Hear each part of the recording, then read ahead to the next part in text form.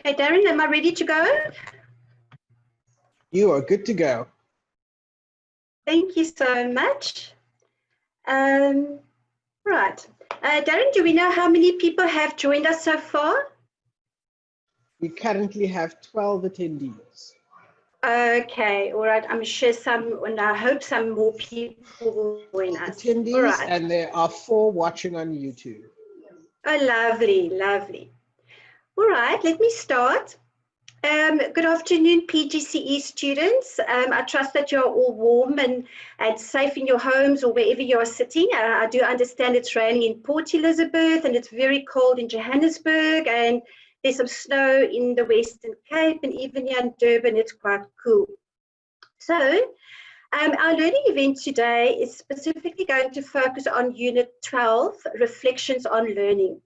Now, remember, we had to do quite a bit of shuffling because of the closure of schools, and therefore you would have noticed that the units are not in a chronological order. But part of Unit 12, Reflections on Learning, is a topic called Writing a Teaching Philosophy. Some of you have written teaching philosophies before. For some of you, this will be completely new. So I hope whether you've written a teaching philosophy before or it's new to you, that I will be able to share some information with you that will take you further in your thinking about a teaching philosophy. All right. Just some protocol for the session, especially for people that are new on the webinar. At the bottom of your screen, there is a little block. It's a chat feature. And then you can chat to me as presenter and your fellow students. And in the chat feature, there's also 3 little dots. So it's called a burger menu. If you click on it, you can raise your hand, and then we will promote you to speak within the webinar. Right, and the recording will be available on ECI from tomorrow, where you can then view it again and then share it with other PGCE students as well. Okay. So for the focus of the session, what we're going to do around teaching philosophies is we, of course, need to understand the meaning of teaching philosophy. Now, often you will also see that teaching philosophy also means a teaching statement. So therefore, we talk about a teaching philosophy, a teaching statement, but it means the same thing. We will also look at the importance of a teaching philosophy for you as a student teacher, but also for practicing teachers. And then we also look at how you should design or format your teaching philosophy. Because remember, part of your portfolio of evidence, your assignment 6, you are going to actually include a teaching philosophy statement within your portfolio. And this session will therefore prepare you on how to start writing your teaching philosophy for inclusion in your portfolio. And then, of course, we will look at some criteria for assessing a teaching philosophy. So what I'm going to do within the presentation is I'm going to draw on 2 examples of teaching philosophies.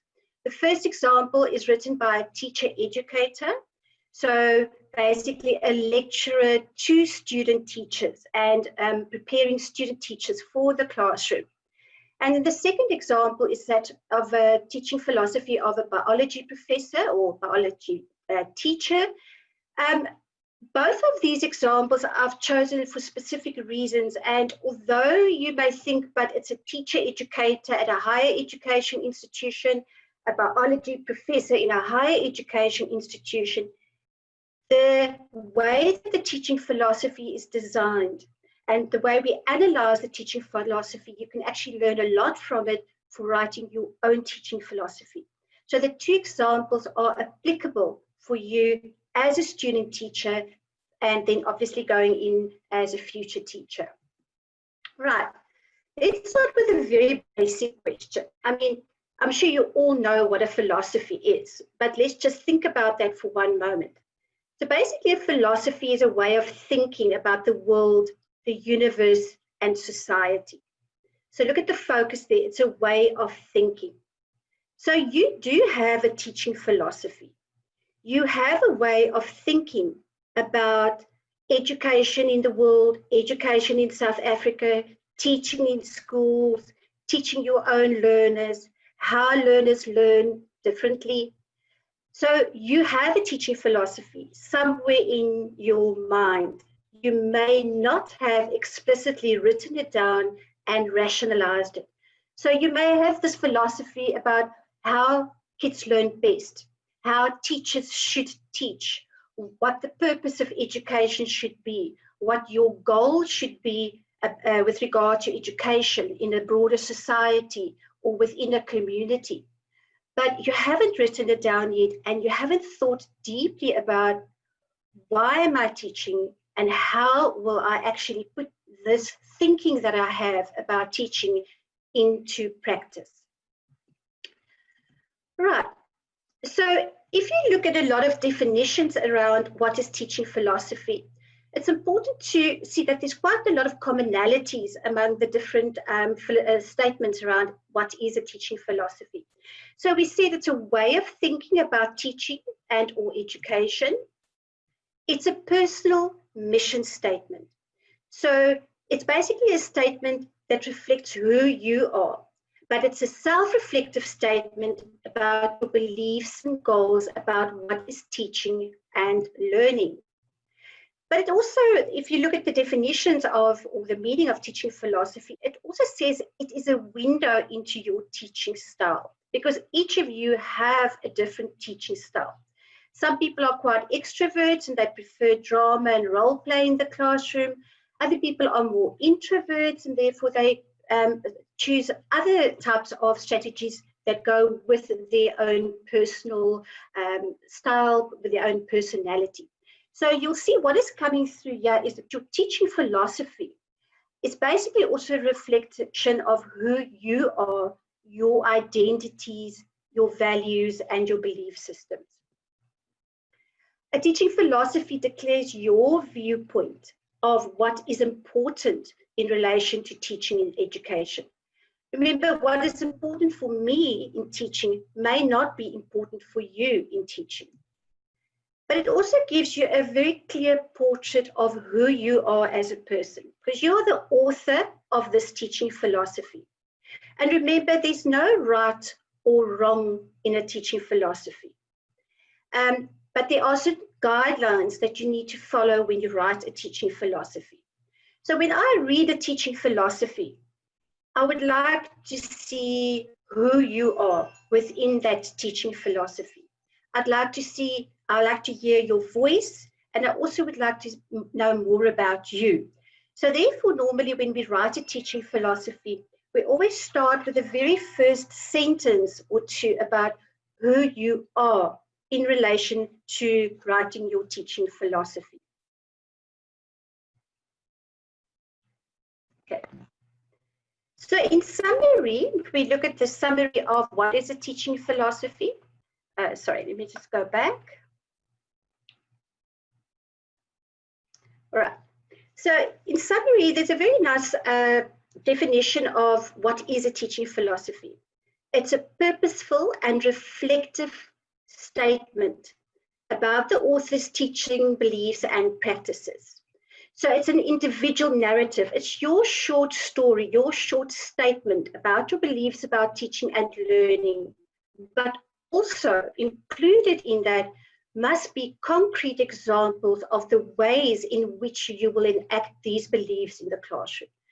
So if you look at this statement, it is really important that you don't only say why you think teaching is important, but the how. The how is extremely important in a teaching philosophy. I've so often come across teaching philosophy where people have these beautiful statements and this wonderful thinking around what is teaching and what is education. But nowhere in the teaching philosophy does a person actually say how this is going to be put into practice in the classroom or in the school. So in the Chronicle for Higher Education, there's really a lovely article that I really would advise you to go and look at. It's about a self-portrait of teaching. Because when you write a teaching philosophy, it is a self-portrait of how you view teaching and how you will engage in teaching in your classroom or in your school. What is very, very nice about this article is most people struggle to start writing a teaching philosophy. There are so many examples. There's no specific structure to follow, although there are some guiding principles. And you are going to struggle with the idea of where do I start? How do I start? By reading this article on a self-portrait of teaching, it will allow you to think deeper about how and where you can start writing your teaching philosophy. Right. So what I really liked about this diagram is it really helps you and guides you in how to write your teaching philosophy. But remember, before writing your philosophy, you have to really think very carefully about who you are, about your beliefs and your goals of education and teaching and learning. So key to writing a teaching philosophy is to ask why I teach. So why am I a biology teacher? Why am I a high school teacher? Why am I an early childhood education teacher? What do I teach? So what is important for me to teach? And I'm not talking here about subject content, but specifically what and how you will bring the content and the skills and the life values across to your learners in your classroom. But also how you teach. So if you're saying that I believe that questioning is a very, very important teaching strategy. I believe I must ask a lot of questions in my classroom. My learners must be able to answer questions, but they must also learn how to ask questions. But then how will I make sure in my classroom that there is a questioning atmosphere in the classroom where learners are not afraid to ask and answer questions? And then the last aspect of certain key things that you need to look for or look at when you write a teaching philosophy is how do I measure my effectiveness in the classroom or in the school situation? Now, for those of you that have never taught before and teaching is quite new to you, you may struggle with this last point, how do I measure my effectiveness? So when we assess your teaching philosophy within your portfolio of evidence, if you haven't done that last part, how do I measure my effectiveness, because you are really a novice teacher, it's not the end of the world.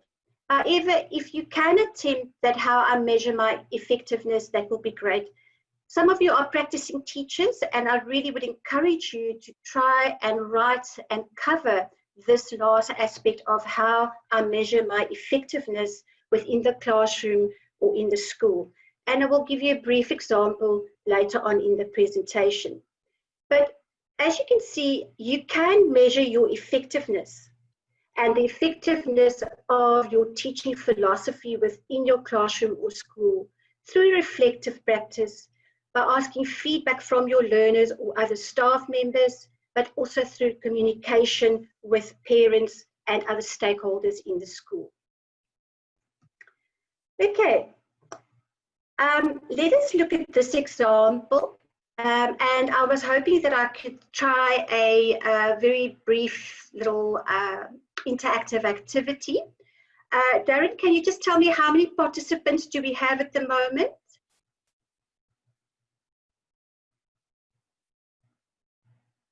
Okay, I think I have 28. All right, we have 28 participants. Oh, lovely. All right. But what I'm going to ask PGCE students, what I would like you to do is to look at this example 1 and then see if you can identify why I teach, what I teach, and how I teach. Because remember, the previous slide, we said some of the guiding principles when we write a philosophy is to say, why do I teach, what I teach, and how I teach. So if we look at this example, let's see if you can pick up why I teach, what I teach, how I teach, and then you can, in the question and answer or the chat forum, you can actually then write your response there. Please do not be scared. Feel comfortable to answer, to analyze this example, and then I'll take 1 or 2 volunteers, and I'll read the responses. But just to give you the background here, so this example is written by a lecturer. So the lecturer is a teacher educator, like I am a teacher educator to students. So you will see in the very first statement of the philosophy, this person introduced themselves. I am a teacher educator because I want to change the world. Now that sounds like quite a lame statement, but if you read further, you will understand how this person justifies that statement of I want to change the world. Right, I'm going to give you 2 or 3 minutes, see if you can pick up in this philosophy why the teacher educator wants to teach, what they are teaching, and how they are teaching.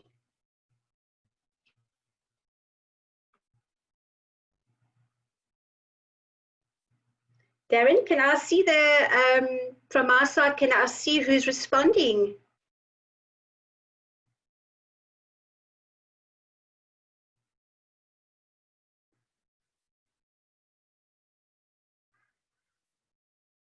Darren?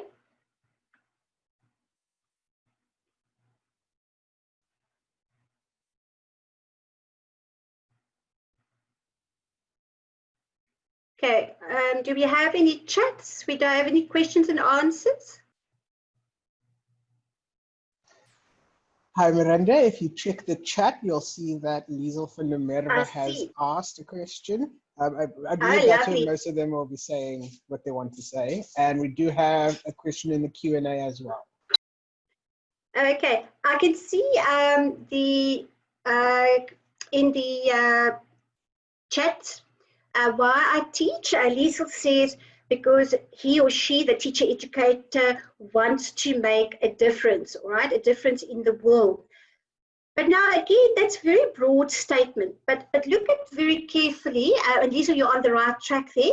Look very carefully how in this philosophy, what the teacher educator says, I want to make a difference. I want to make sure there is a change in the world. How will I do this? I will ensure that my student teachers as future teachers know that they can make a difference in their classrooms by making sure that the classroom is a healthy, supportive environment in which their learners can grow. So can you see that link between why I teach, I want to make a difference, but how will I do this and what will I do there? So that paragraph actually covers the why I teach, what I want to do. I want to share this with my student teachers. I want them to understand that they can make a difference in the classroom. Lovely, Belinda, we've got let's see what Belinda says here. Belinda says, this teacher teaches in order to make a difference in terms of how future teachers understand and engage with the professional world. This person teaches in order to allow future teachers to have the same sort of impact on their students. Lovely. So you can see Belinda, both Belinda and Liesel has really offered very, very nice responses there. Right, let's now look at what I teach. Can you, besides looking at you're teaching your student teachers as future teachers, to also understand that the classroom and the school is a place where they can grow and where they can learn. So it's a safe environment, right? But let us look at that second paragraph, right? So the second paragraph moves more on to what I teach and how I teach. Let's hear from some of the participants. How do you interpret that second bullet about the how and the what? Just put in your own words to pick up the what and the how. Let's give it 1 or 2 minutes. Ah, lovely, Peter. Lovely.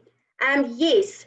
Part of the second bullet is to say, Peter says, to encourage collaboration and sharing. All right. So what is nice about the second paragraph, I don't know if you've noted this, but you will see that the teacher educator, when writing the philosophy, selected a learning theory, that of Vygotsky's social constructivism, that that knowledge or learning is socially constructed, all right? But and this is what's important when you design a philosophy. Don't just say, the foundation of my philosophy rests on Vygotsky's theory that learning is socially constructed, and then stop there. Because if you stop there, then that statement is superficial, it's meaningless. Take it a step further and now say, how will I do this? For example, to collaborate and to share and to gain expertise. All right, let's hear what Anna says. Anna says, paragraph 2, what I teach and how. His style of teaching and what is phrased in that which he wants his students to gain and learn by collaborating and gaining experience. So can you see that wonderful thing of we're working together, collaborate, and we gain experience, we collectively gain experience, collectively build up knowledge. Belinda's also said the teacher employs Vygotsky's theory of learning. Lovely. He identifies learning as a social construct, which means that a certain set of norms and values are attributed to this process. A lovely answer, Belinda, right on the spot. And that you can see sometimes the what and the how, that what and the how come together. Right, Jalen, we've got some question and answer. I'll get to you now. And then Anna also says, you want his students to access, experience and learning through teaching. All right, let me just see if I can go to the question and answer. Okay, Jalen has also said in the question and answer is, why I teach, I want to change the world. He wants to make a difference starting from the learners. Beautiful. Yes, the learners in the classroom. So let's start with the learners in the classroom. Wants to teach their learners that the teachers themselves will also provide a healthy and productive environment for future generations to come. Lovely. And Jalen also said, what I teach the importance of collaboration and how to grow and encourage future students to grow with me. All right, so I'm going to stop there. Okay, so you'll see there's another point that's come through here in the third paragraph about what I teach. I teach my students to become lifelong learners. So what? I teach them to become lifelong learners. How do I do that? I make sure that they share what they learn with each other and that they have not yet discovered everything. Right. So what I've given you there is just part of a philosophy, and you'll see at the bottom of the slide there is a link where you can find this. I will put it on ECI for you to further explore the entire philosophy. Okay. I'm going to continue.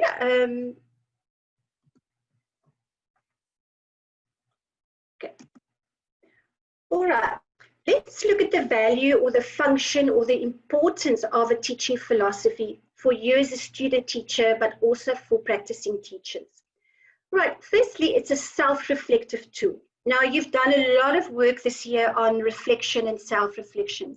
So when you write a teaching philosophy, you use it as a self-reflective tool because as you grow over time as a teacher and as a person, you will go back and you will revisit and rewrite your teaching philosophy.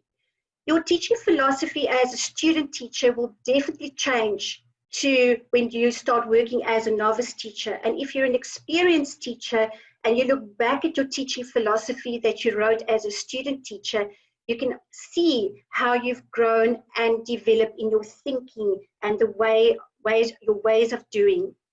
Right, it's always evolving. A teaching philosophy is never fixed. It's always evolving, and it's always a work in progress. So what I found a very nice article on Edutopia. I'm sure you would have seen on ECI. I find it a very good, worthwhile website. It has a lot of ideas for teachers. So if you just look at this heading, it's 2020, May the 18th, 2020, and it says revising your teaching philosophy for this crisis. So what the article is about is to say, you know, internationally, it's the norm for teachers to have a philosophy. And now we're in this crisis with the outbreak of COVID-19. Schools are closed and teaching has moved online. But your teaching philosophy can't stay the same. So it says there for many teachers, their statement of teaching beliefs no longer matches their work, because the teaching beliefs was for the more traditional classroom, and now everything has moved online. So it is important to revisit again the teaching philosophy in this time of crisis. And this is just to show you from an international perspective that teaching philosophies, they are a work in progress, they evolve as circumstances, global and national and community, at community level, when things change, your philosophy will also change. As you change and as you grow and you become more experienced, your philosophy will change. All right. So your philosophy is also important because it provides a framework on how you teach. And it links up with that fourth point there. How you teach, who you are, what you believe in terms of teaching, education, and learning will more than often also determine the type of school that you're teaching. Who you are and how you teach will determine whether you would rather be in a more traditional school, or do you see yourself in a more progressive type of school environment. Okay, the third value or function of a teaching philosophy is it's around job applications and interviews. Internationally, it is standard practice when teachers apply for a job that they have to provide their teaching philosophy when they are either part of the job application, and then when they are in an interview, the panel will normally draw on the teaching philosophy to start a conversation about teaching and learning. And in that way, the teaching philosophy becomes core to the interviewing for the new position. In South Africa, not many schools do that yet. There are some schools that do it, but when they want new candidates to come in. But very interesting, I've recently seen quite a lot of advertisements in South Africa where they're asking that teachers that have experience or knowledge of blended learning or online learning to please apply for the position, but also to provide their teaching philosophy. So it's when you design your teaching philosophy as a student teacher, it may be a good thing to actually add it to your job application if you're looking for work for next year. Right.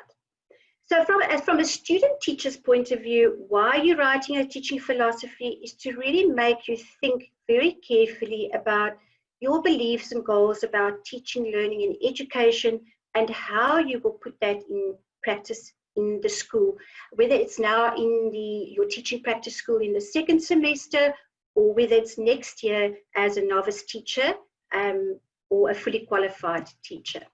All right.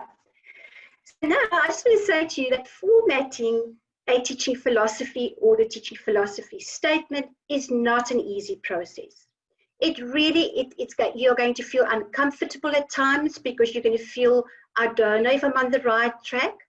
That is normal to feel that way because remember, it's your statement and there's no recipe for it. There's some guiding principles, as I said, but there's no specific recipe.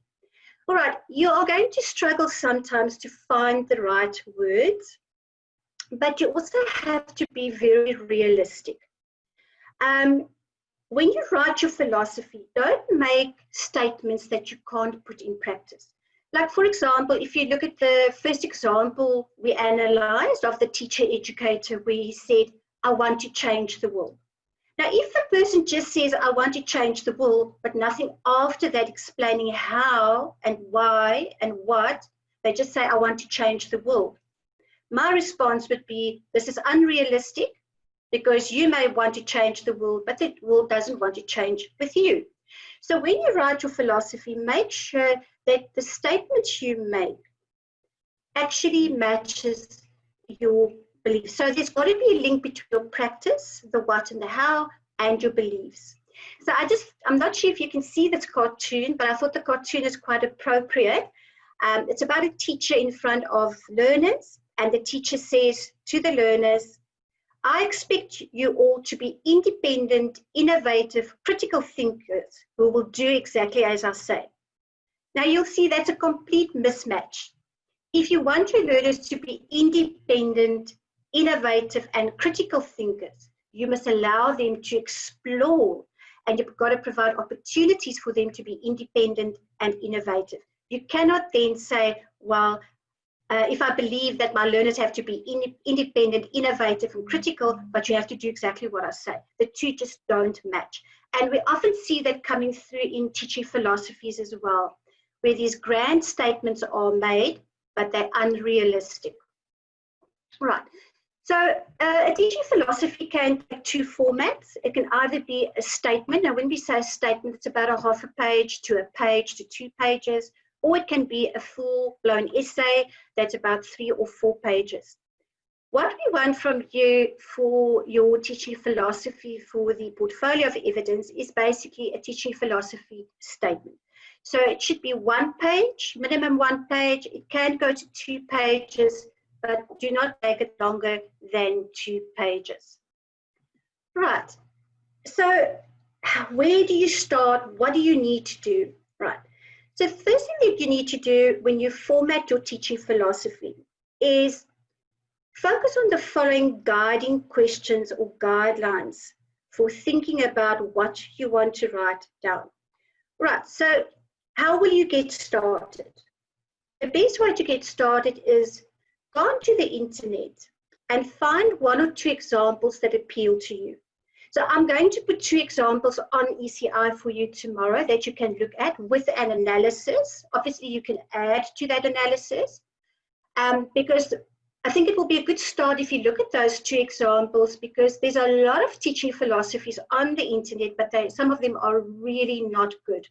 A lot of them just say why I teach, but they don't say what I teach and how I teach. Or some of the philosophies say how I teach, but they don't say why I teach. All right. So once you get your 2 examples, whether it's the 2 examples that I will put on ECI, or you find your own examples, but find examples that appeal to you, either as a drama teacher or a life orientation teacher, a counselor, and then analyze each of these in relation to the guiding questions that we're going to talk about now. And then start formatting your own statement.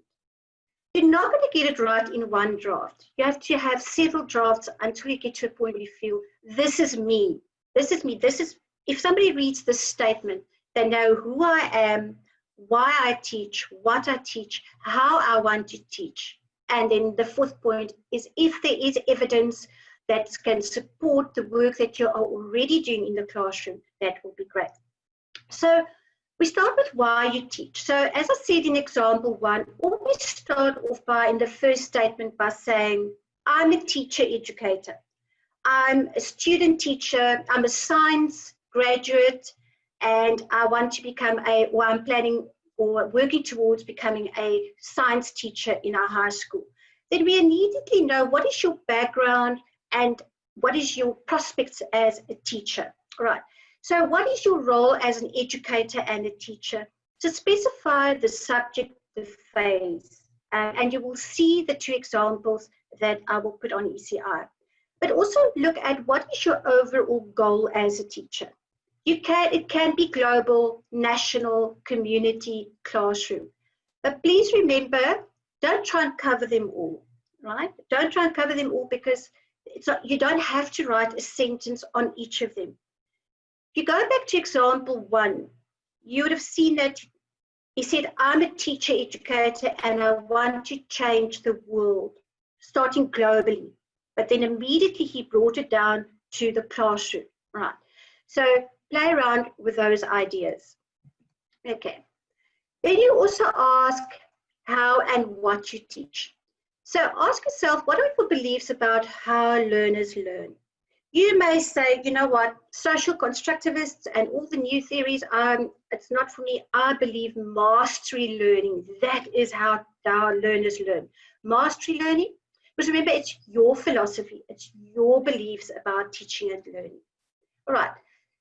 It's always important when you write a teaching philosophy statement to look at principles of learning. It could be theories, it could be models that support your thinking around teaching and learning. When you write your philosophy, you can also bring it down through to classroom management, the how and what you teach, your instructional strategies, curriculum design, and assessment. So, I mean, some of you might say, well, I'm a very progressive thinker, and this is the reason why I think this way. And for me, I don't think learners should be assessed in the traditional form. What I think and I believe in is that learners must be assessed according to their own ability, and it must be self-based. But can you see what I'm saying?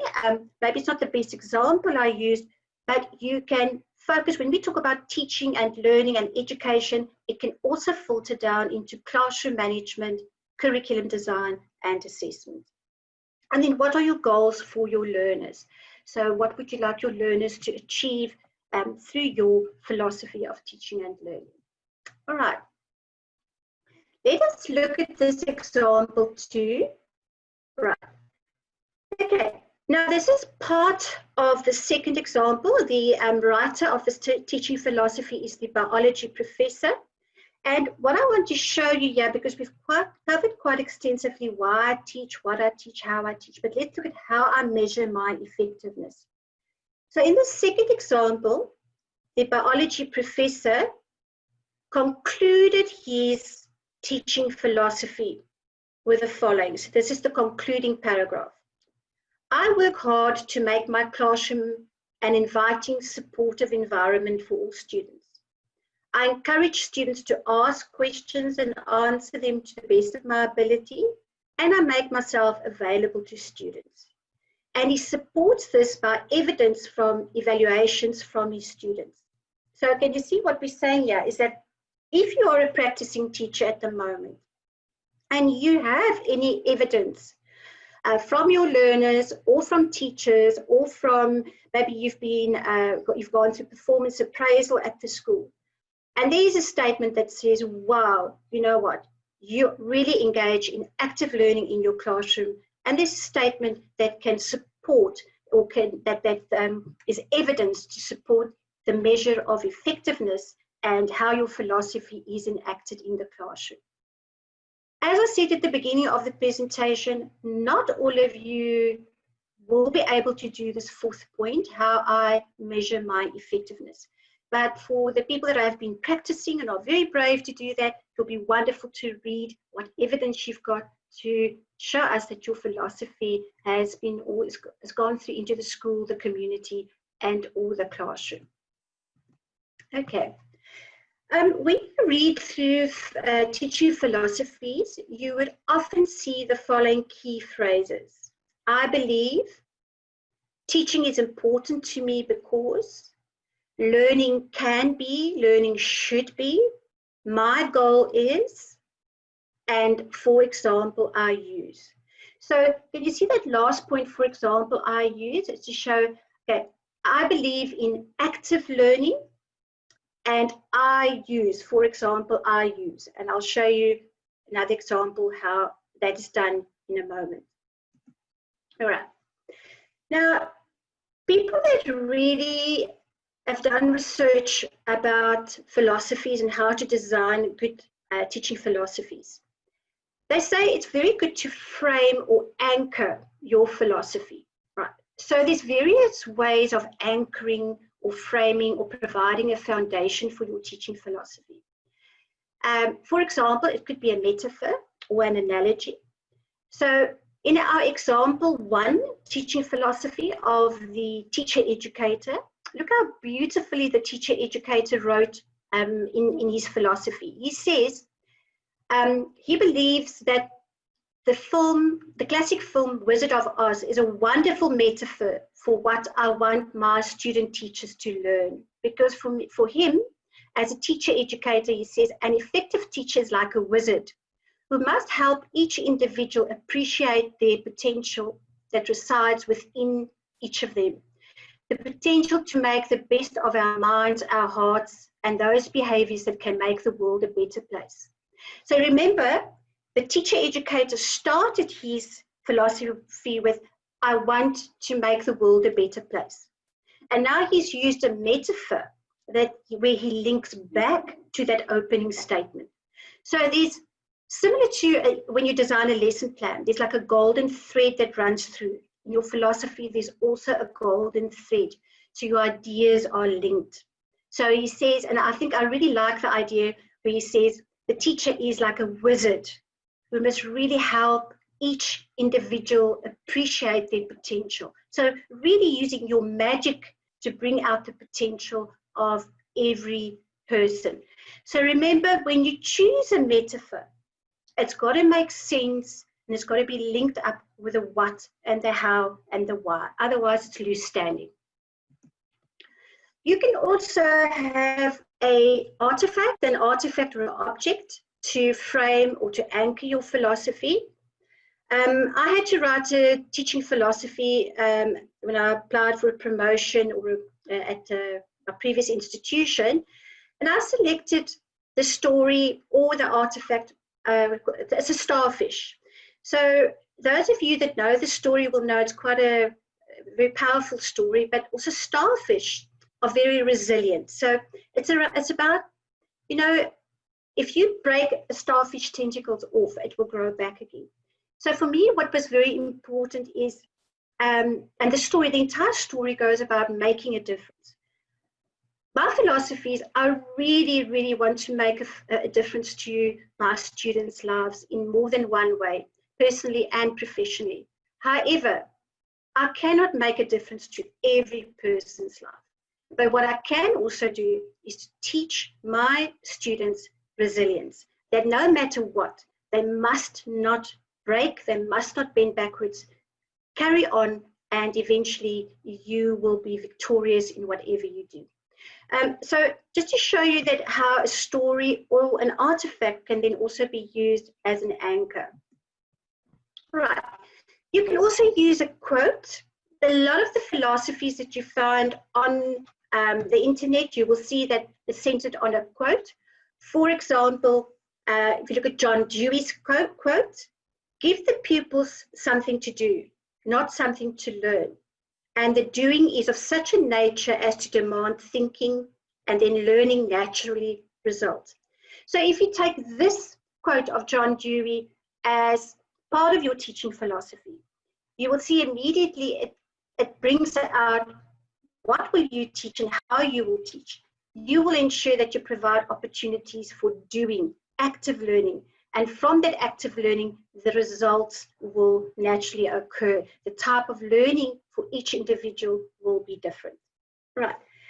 So, and again, there's a nice link there where you can go and look at how a teaching philosophy is centered on a quote.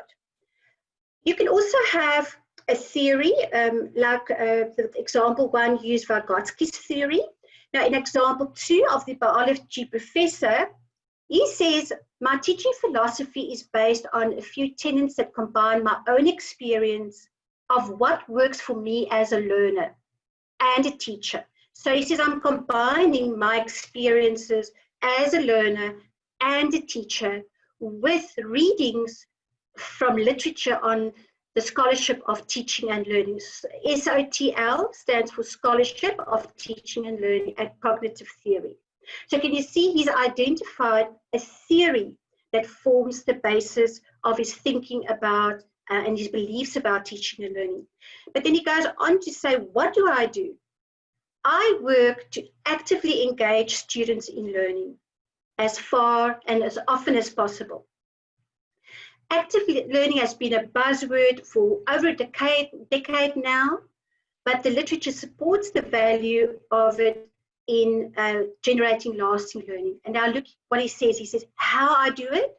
In cell biology, I engage learners by using in-class problems, in short ICPs, and by creating labs where students design their own experiments.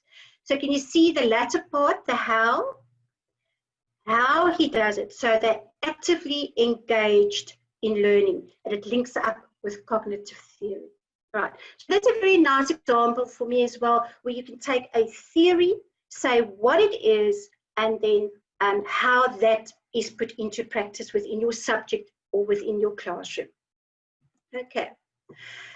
Ladies and gentlemen, please just take note that, and I've said this throughout the presentation, when you select a quote or an artifact, theory, teaching and learning principles, a metaphor, it must be linked to your goals, beliefs, and principles, otherwise it's meaningless.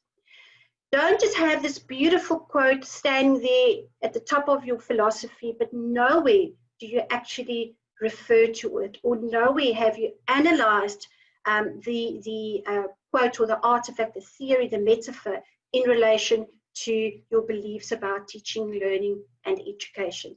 Because otherwise, as I say, it's superficial, it's meaningless. You may as well not have used that anchor for framing your philosophy. Just another aspect, please do not plagiarize. Please do not plagiarize.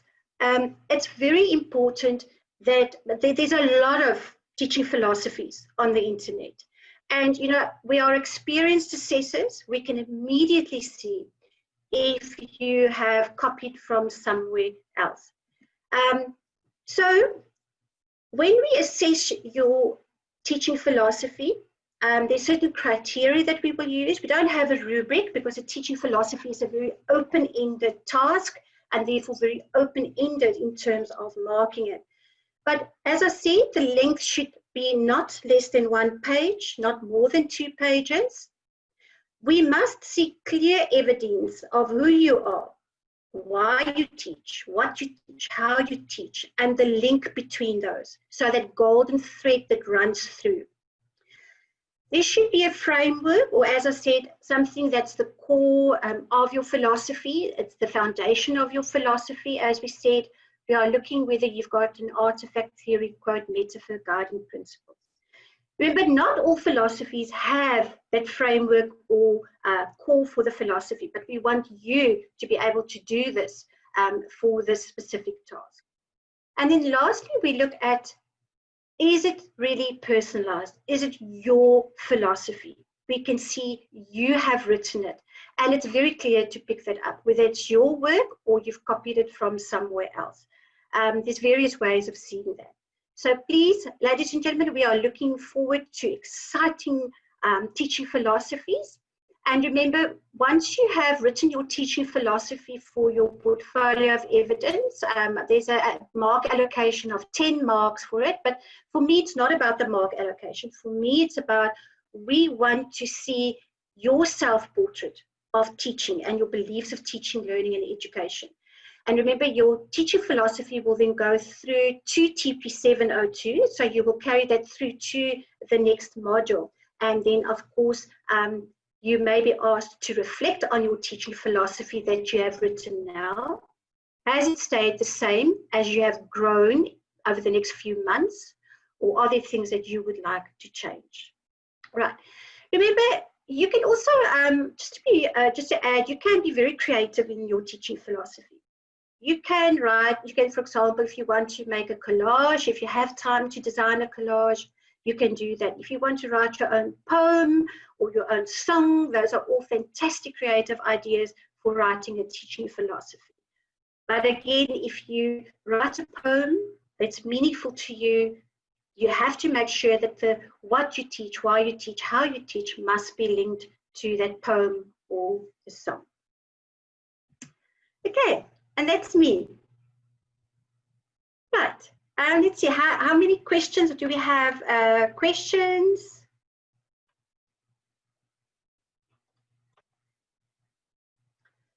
Are there any questions there? Miranda, good evening. Okay. It's Simon here. Okay, hi Simon. We've got a question here from Jalen, and Jalen asks, if we have teaching experience, can we use a real life event from the classroom as the introduction for the philosophy statement? Yes, you can. But remember, you're taking a real life scenario, wonderful. Start with that because that introduces who you are. It means make sure that real life or that scenario that you put as your introduction brings out, are you a biology teacher, a drama teacher, etc. And then make sure that the statement that follows that immediately must bring out why you teach. All right. Okay. Are there any other questions or comments? Students, this is a good time to remind you that you have 3 different ways to make questions or comments. Firstly, you have the Q&A feature, and the Q&A feature will allow you to make questions anonymously if you're feeling shy. Additionally, you have access to the chat feature, and you can post your comments and questions in the chat feature. Finally, you have access to the raise hand button. And if you raise your hand, you'll be indicating to us that you would like to be participating in this session. We can then allow you to use your microphone, and if you'd like to, you can turn your webcam on, and then you can participate. So please feel free to make use of all 3 of those features available to you. Mirinda, we've got a question here from Pepita, who asks, can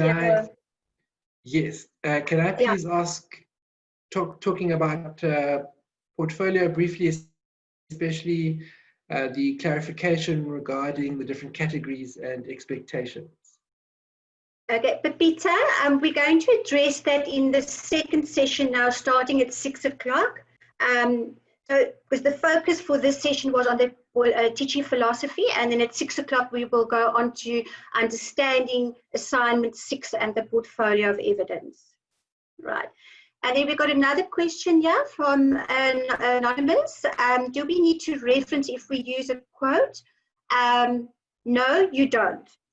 What you can do is, for your teaching philosophy, we're not expecting you to have a reference, because I'm sure the majority of quotes that you will use in your philosophy would be well-known ones like Dewey or Nelson Mandela, so you don't have to reference your quote, no. Okay, no more. Mirinda, no more comments or questions currently. I think our students are probably waiting for the next session. So shall we have a short break? It looks like we've got about 10 minutes before 6 o'clock, so maybe a short break. Thank you very much. Thanks a lot. Thanks. Thank you for sharing.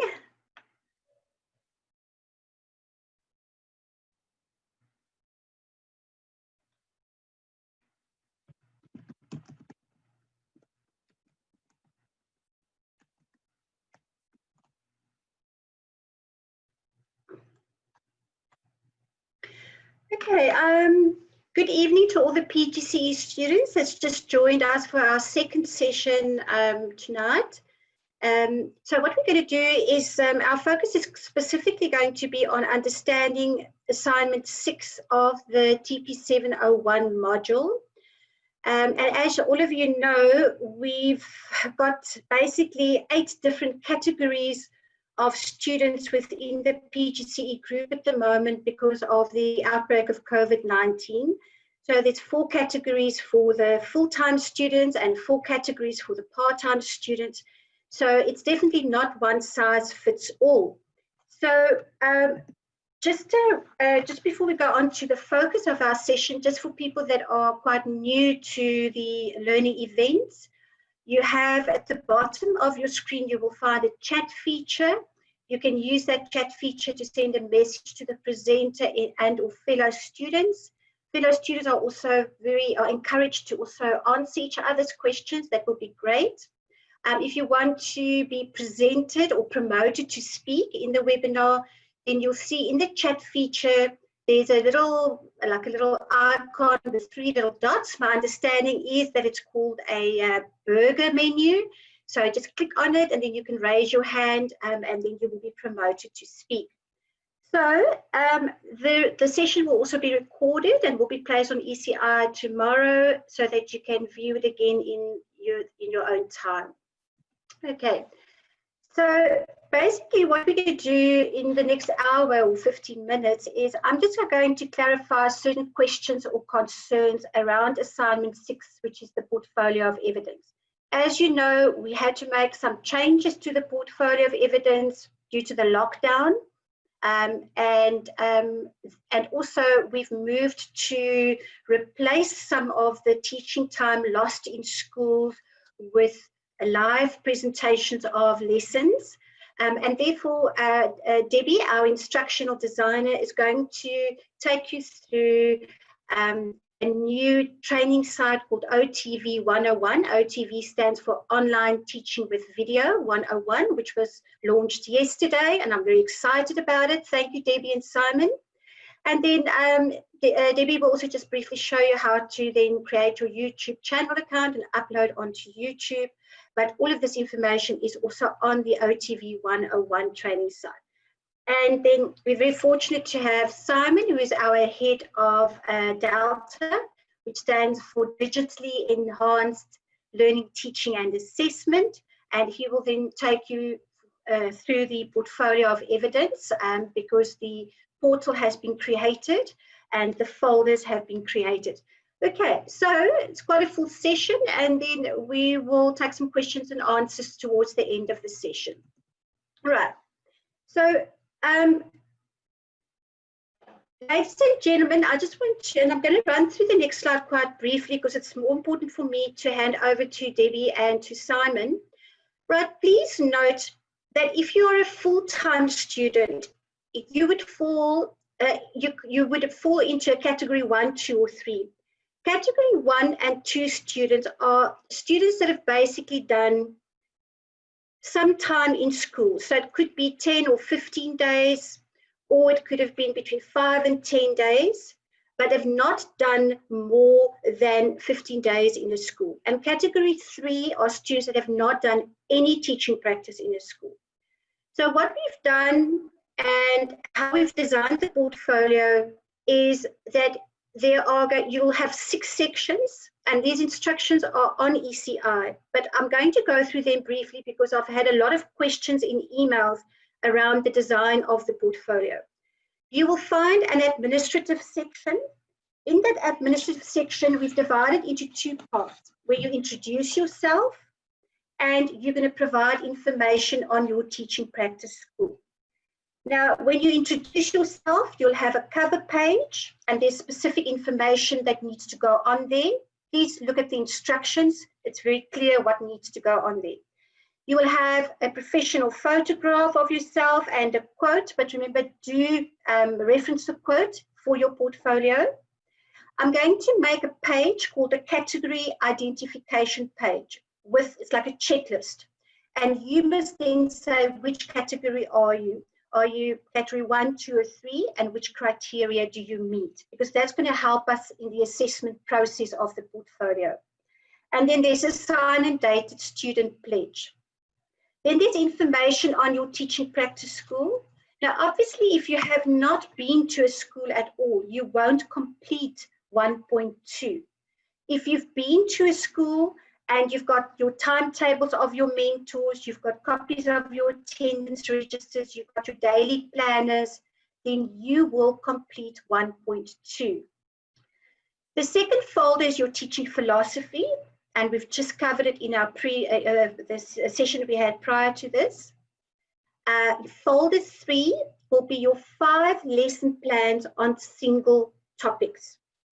Again, ladies and gentlemen, there seems to be quite a lot of confusion as to what is meant by single topics. And I have I'm just going to go through to this slide. You'll see that single topics means that you've chosen one of your subject specializations, or it could be more than one, depending. Some of you have got 2 or 3 specializations. And then you design lessons for any grade on any topic for any school term. This is for folder 3. And I've given this example on ECI. For example, for social science, I've chosen social science as my subject field. But my lesson 1 is for grade 7 on volcanoes, the first school term. My lesson 2 is for grade 8, the second school term on factors that influence temperature. Lesson 3 is for grade 9 on the second school term on human development. So, and it goes on like that. But if you look there at those 5 lessons, it's one subject called social science, but different grades, different school terms, and different topics. Right, let me go back. Right, so part of folder 3, there's a document called Lesson Plan Outline. It was placed on ECI at the beginning of the year, but I've again placed it there. And it says Lesson Plan Outline for the 5 single topics. Complete that lesson plan, that outline. Then you have your 5 detailed lesson plans with resources. And remember, if you have formal assessment in one of your lesson plans or in a lesson plan, and there's a rubric that you're going to use for the formal assessment, you have to include that rubric. Otherwise, the assessor cannot link up the assessment strategy, what you're assessing, with how you're going to assess. That gives us a complete picture if you provide us with the lesson plan in detail, with the resources, with any supporting documentation that we need. Right, then folder 4 is your unit of 5 lessons. As indicated in the webinar of the 8th of May, unit 4 replaces the work that you would have done in the school. So you are going to select one of your subjects and you select a theme or a focus area for school term 2, not school term 1 or 3 or 4, school term 2. And you design 5 lessons. Now you will see what we are doing for the portfolio of evidence. We've split folder 4 into subfolder 4.1 and subfolder 4.2. Subfolder 4.1, you include 4 lessons, and 2 of those lessons must have a link to the recording of your live presentation of your lesson. 4.2, you select one of your 5 lessons and you put it in folder 4.2, and that is the lesson plan that you have selected for the peer to critique the introduction phase of the lesson plan and the presentation. So we are then going to go into your e-portfolio, go to folder 4.2, and then access that lesson plan with a link to your live presentation and give that to a peer for peer critiquing and giving you feedback. And then there is a reflection report. You would note in the latest instructions for categories 1, 2, and 3, I've added that in the reflection report, you can reflect on your experiences of designing the 5 lessons for the unit of 5 lessons, and if you've been in a school, to reflect on your experiences in a school as well. Remember, category 3 students would not have gone to a school, so you will only reflect on your experiences of designing a unit of 5 lessons. All right. In 4.1, folder 4.1, you must complete your unit planning template. I've given you that template and I've given you an example of how to complete it.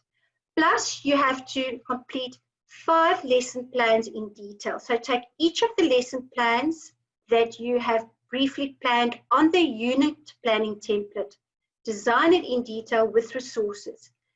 And then another question that came out is, do I reflect on each of the lessons that I've planned, even if I haven't presented them? The question is no. For folder 4, only reflect on the lessons where you have a live presentation. So remember, which means basically you will have reflections on 3 of the 5 lessons where you have done a live presentation of the lesson, so a mini lesson.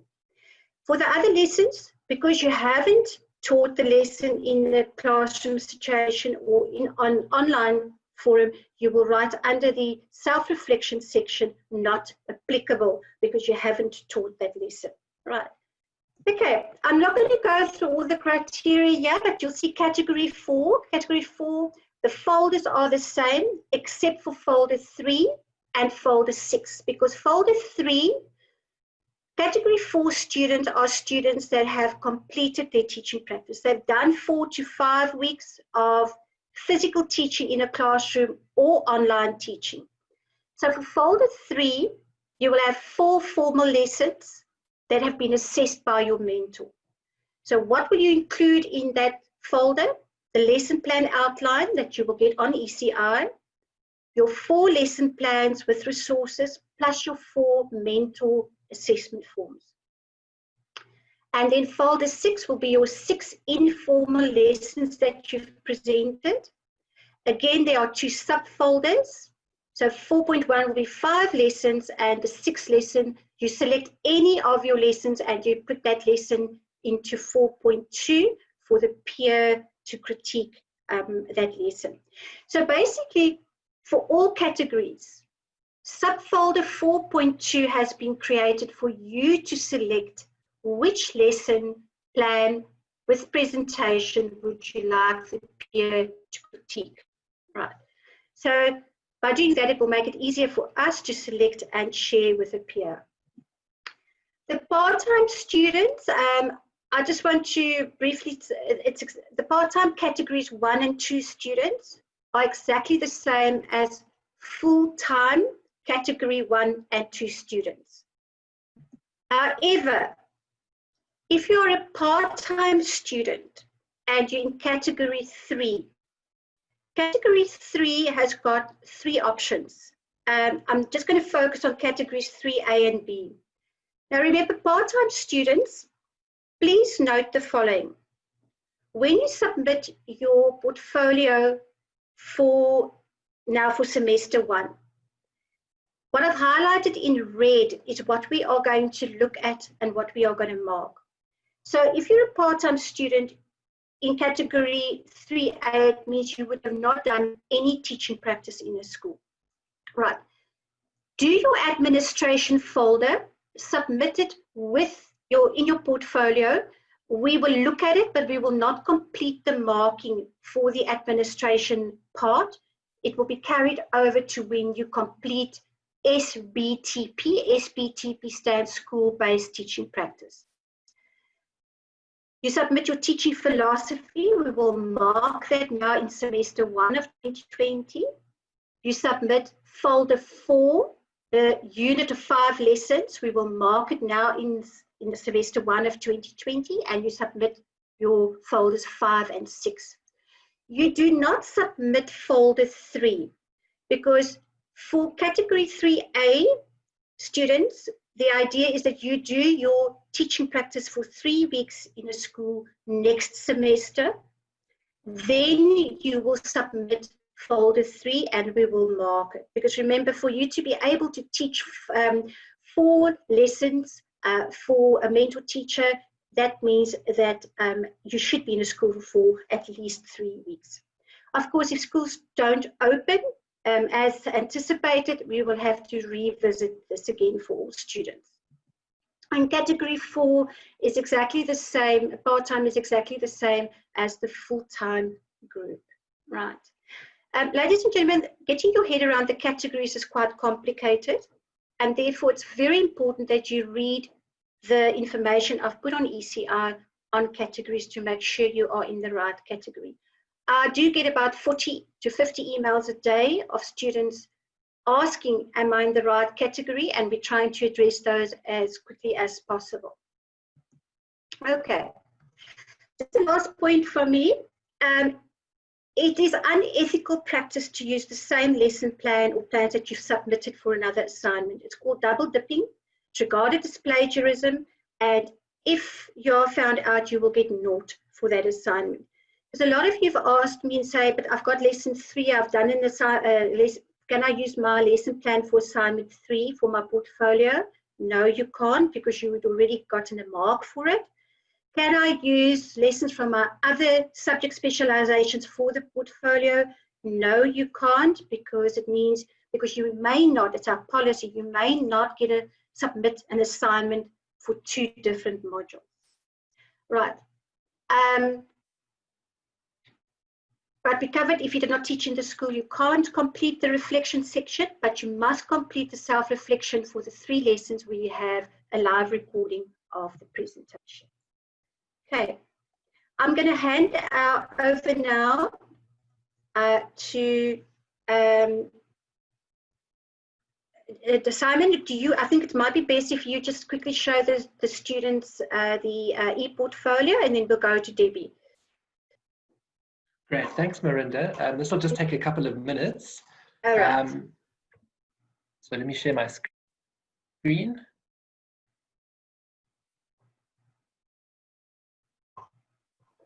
Right, good evening, students. You'll find inside of the TP701 module site on ECI, there are 2 new sections. And those sections relate, as Miranda has already mentioned here, to the submission of your e-portfolio of evidence. And these 2 sections are broken up. The first section is for category 1, 2, and 3 students. Of course, it's for both part-time and full-time students. So in terms of the layout and the submissions you'll be making, there's no difference. And below this first section, this first new section for category 1, 2, and 3 students, you'll see that there is a same section, but for category 4 students with the various different submissions, as has already been mentioned. What we've strived to do here is to try and lay it out exactly as you've seen it presented thus far. You'll see there's the same folders 1.1 and 1.2, introducing myself, information on my TP school. Then you'll see there's a folder 2, my teaching philosophy. There is folder 3, 5 lesson plans. You'll see there's folder 4.1 and 4.2 for the various different formal and informal and peer critiqued submissions. Then finally, there's a folder 5, the reflection report, and folder 6, the general. So we're striving to make this as straightforward as possible. Students, what you'll need to do is you'll need to work your way through each of these folders in turn. And the way these folders work is these are simply submission activities. So when you go into one of these, you'll see the instructions are there, and within each one, a template file has been created and provided to you. So just about the most important feature that you can take note of is that the template file has been constructed to assist you in putting together the various elements and the various artifacts for each of your portfolio entries.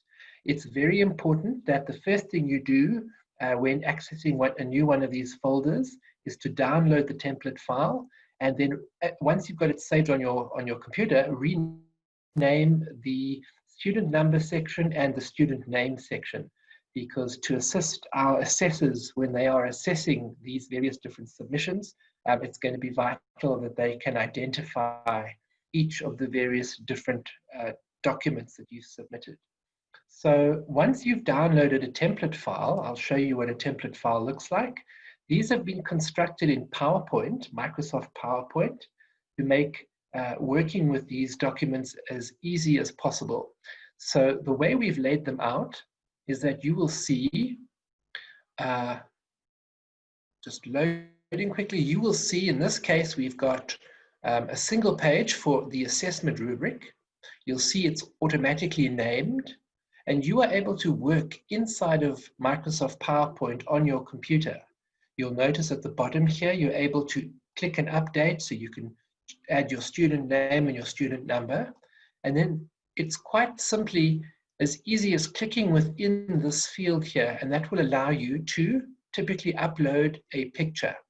So when it comes to how you are going to be submitting the various artifacts or elements of your portfolio of evidence entry, you've got a couple of options. You'll know that from working inside of PowerPoint, you're able to include files, you're able to include video clips, and ideally, should you be making use of a scanner, or at the very least your cell phone, you are able to take clear photos of the various portfolio entries, which you can then transmit and save on your computer. And then when you're working in the template file, you can attach or insert those images as the submission. So if you need to create additional pages within a template file, it's as simple as duplicating a slide. So you can duplicate as many of these slides as you need to, and in each one you can insert the image or the document or the video clip that you are wanting to include in this particular portfolio entry.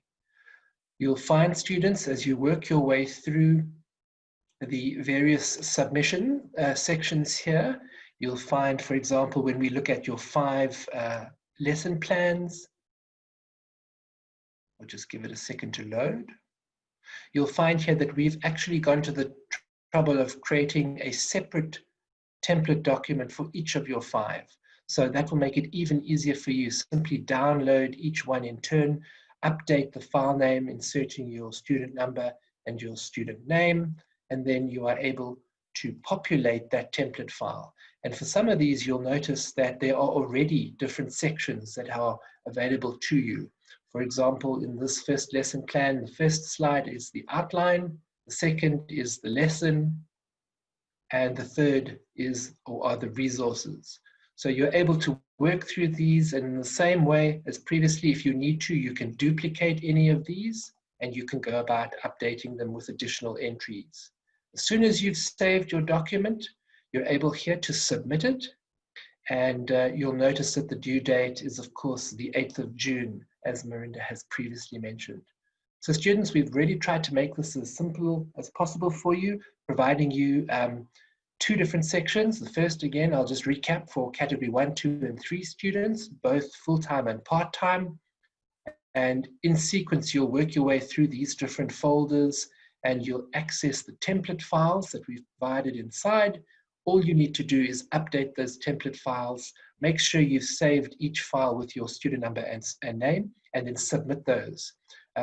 For some of these, you'll find that there is only 1 document that's required. For others, as we've seen, there may be 5 or 6 documents required. And for others still, for example, in the general section, we've made space for you to submit up to 20 documents. So if you've got a lot of supporting documentation and you want to make sure that you can submit all of that, you can do so. So just to recap, there is a separate section here for category 4 students. And again, the category 4 students in the relevant folders will be listed there under. And again, this is for both part-time and full-time category 4 students. Marinda, is there anything else you'd like me to add or focus on while I'm on the site?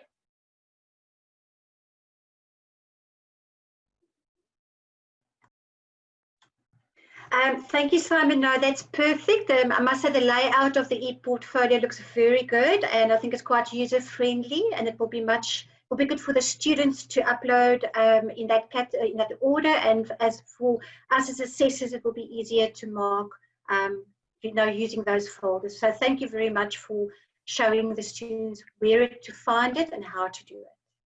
Great, thanks, Marinda. If there are any questions or comments, I'm still here, so at the end of the session, we can handle those. Sorry, Simon, I see there's one question from Megan.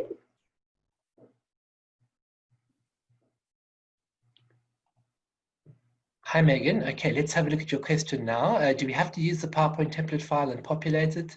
I see you say you've already completed a detailed lesson plan using the Word templates that were provided. Okay, great. So in that case, yes, Marinda, if you're happy and you've already provided Word templates in some of these instances, then yes, students, absolutely. Just make sure again that your files that you submit include your student number and your name, and are clearly marked in terms of what type of template they are, whether it's a lesson plan, whether it's an assessor form, whatever it is that you may be submitting. Just make sure that you've worked with one of the official templates, so the Word templates provided, it's fine. Marinda, do you have a preference whether students submit in Word format or first convert their Word documents to PDF? Now we prefer Word because it's easier for the assessors to use track changes and to do commenting. It's less time consuming. However, I do know that some students, especially in maths, have asked can they rather convert it to PDF because of the formulas and stuff. So I said yes, it's fine, but we would prefer Word. We will mark in PDF. It's not the end of the world, but we prefer Word. Great, thanks, Miranda. So Megan, just to confirm, if you've already worked in official documents, Word documents or PDF, that's fine. We don't need to convert those now to the PowerPoint templates. These PowerPoint templates are now provided for students who have as yet not embarked on capturing their portfolios of evidence. So we're just hoping that at this stage, these new PowerPoint templates will assist students who may be behind or may not yet have started.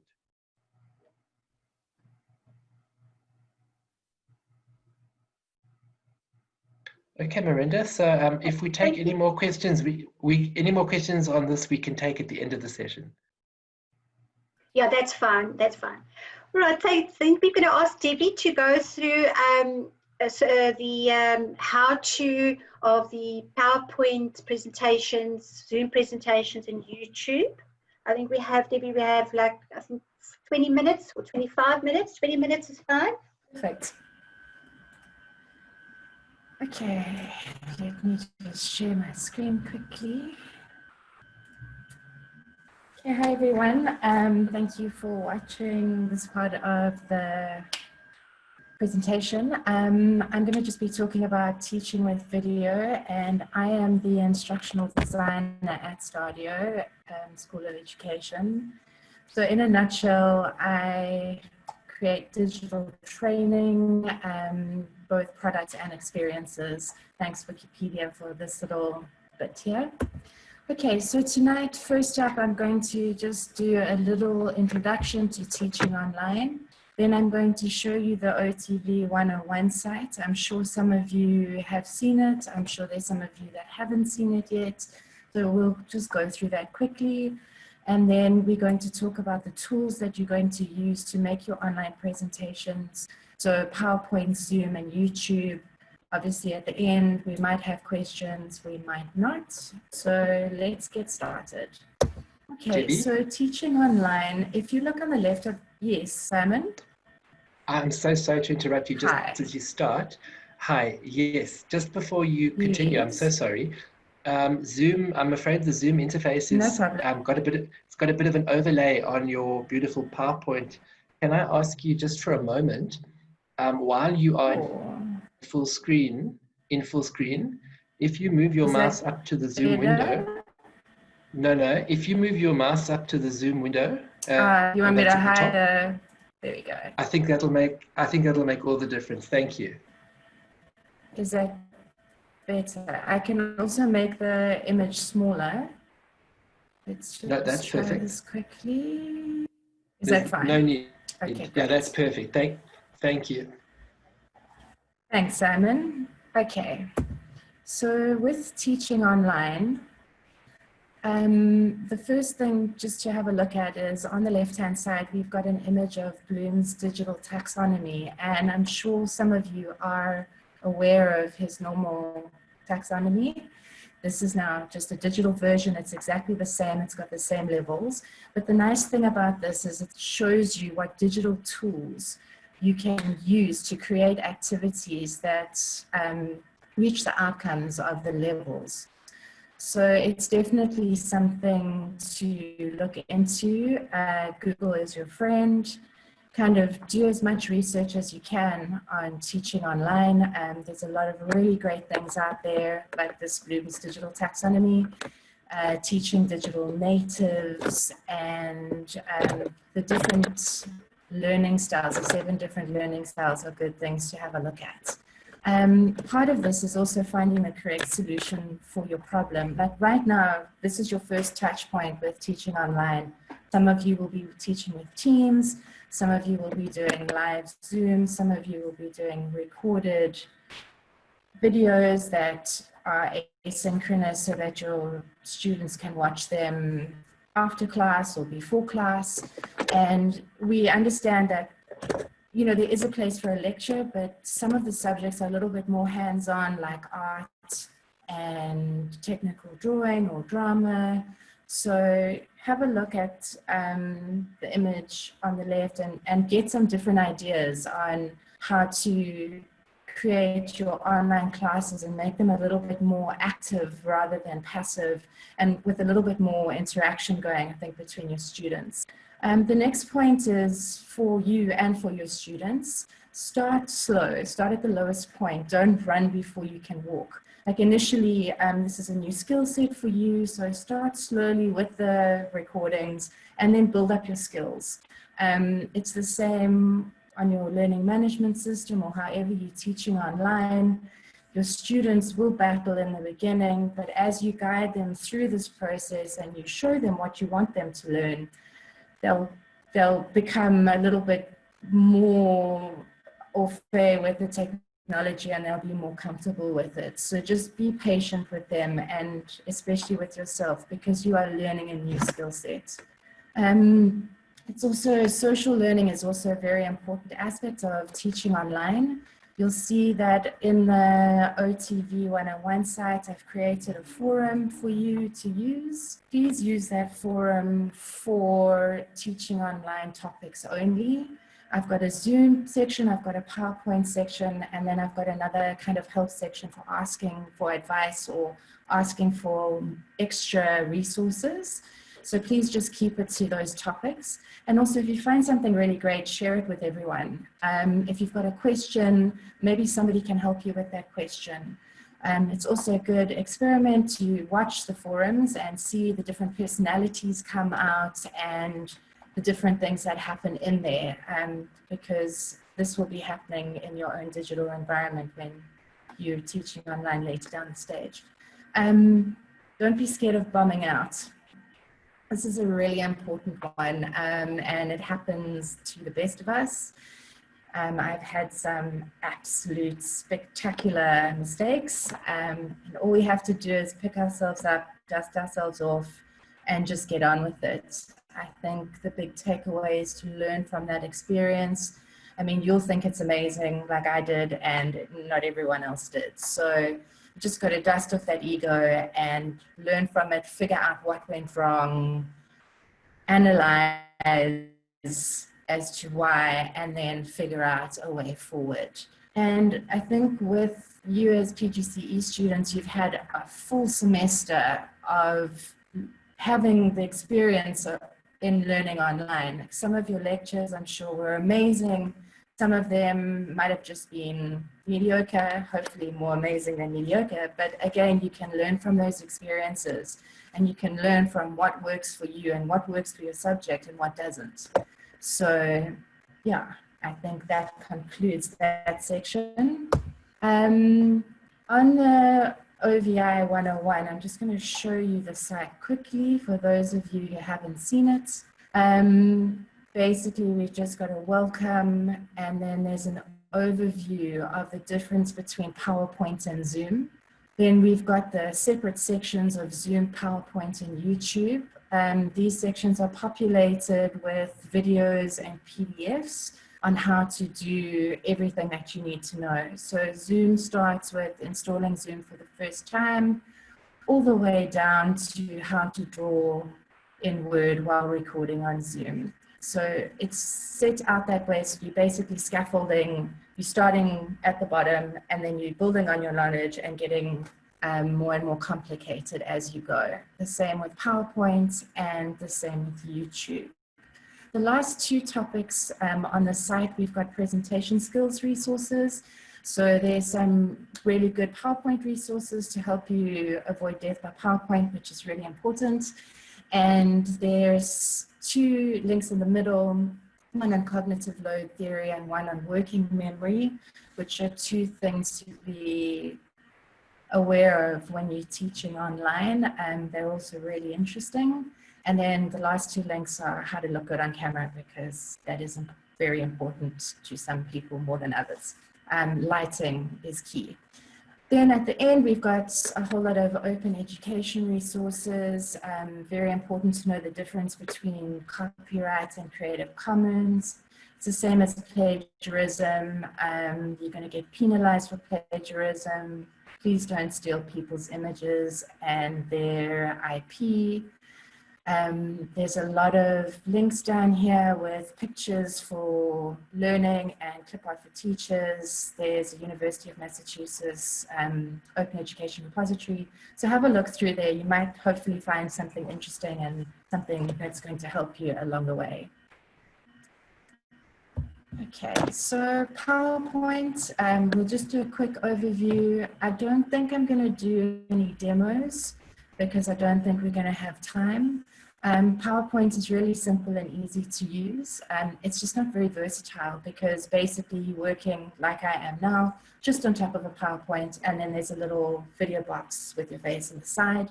You can switch that box off to create a voice recording. Before you start recording on your PowerPoint document needs to be completed. It's a little bit distracting when you're trying to finish, when you're talking and you're trying to fix your slides. So it's better to have everything complete and ready before you start. Once you've saved your PowerPoint document, it saves as a .pptx file, which is the PowerPoint file. It's not a video file, so you're going to have to save your document as an MP4. It's really easy to do. You're then going to upload that MP4 to YouTube, and then from YouTube, once that's uploaded, you'll get a link or a URL that you can either paste in your PowerPoint or Word lesson plan, nice and simple. You can also send that link to your friends and family so they can watch you and see you in action. Okay, Zoom is also really easy to use and do. You simply need to create a meeting and start recording. So you can either invite other panelists in case you're going to have a dialogue, but otherwise, if it's just you, you start your meeting, you start recording. You can also switch your video off just to make a voice recording over your slides. And the nice thing about Zoom, like what I'm doing now, is you can share your screen. So if you want to teach Excel, you can show how to do formulas in Excel. If you know how to do formulas in Excel, you can show things on the internet. But just remember that whatever you can see, your students can see. So it's always a good idea to have most of your browsers closed, have one browser open with the exact tab that you want to show. Also remember to switch off WhatsApp and your email on your machine so that you don't get little pop-up notifications of messages. Yeah, learn from my mistakes. So Zoom is a little bit more complex than PowerPoint because, you know, you're talking, you're sharing your screen, you're doing things. So it is good to practice so that you are confident with the software, and then I think you'll feel more confident behind the camera. With Zoom, once you finish recording and you close your meeting, your video will automatically save as an MP4, the video file. So you don't need to save anything as a video file. It's already a video file. You will need to change it. The default name of Zoom MP4s is Zoom01, Zoom02, Zoom03. So if you don't rename your files, you're going to have a lot of Zoom files, and it can get a bit confusing when you're looking for something specific. So rename that file straight away, upload it to YouTube, get the YouTube link, and copy, paste it into your lesson plan. YouTube, also very intuitive. You create an account of your Gmail account. If you don't have a Gmail account, you'll have to make one, but it's very simple and Gmail takes you through those steps. I think I'm just going to show you YouTube Studio quickly because I think I have enough time. All right, so this is the regular YouTube landing page. On the top right-hand side of the screen, once you've logged into YouTube, you have your little monogram with your letter. So you click on that and you go down to YouTube Studio. So this is basically your, there we go, loading. This is your command station, and this is where you do all your work from. So to upload a file or a new video, oopsie, you just click on the blue upload videos button. You can either drag and drop a file off your desktop, or you can click the select files button and navigate to a video that you want to upload, and it'll automatically upload the video. So here you can name your video, you can write a little bit of a description about it, and then if you want to add it to a playlist, so you have, for example, all your maths videos together or your English videos together, you can create different playlists. Your audience, no, it's not made for children. And you'll see on the right-hand side of the screen, you can copy your link, and it will copy the video link to your clipboard. So you can either copy it now and paste it somewhere, or copy it later. Video elements you don't have to worry about, but visibility is your privacy settings. So this is quite important. Private is only you and people you invite to see the video can see the video. All our videos are unlisted, so only the people who have the link can see the video. And this way it's not open to everybody and sundry. Like the last Radio Button Public, everybody can see your video. So I think keep it to unlisted. And then again, you'll be able to click here to copy your link, paste it wherever you need it, and then click save. And then your video will start rendering. It really is that simple. Okay, so that is pretty much me. Do we have any questions?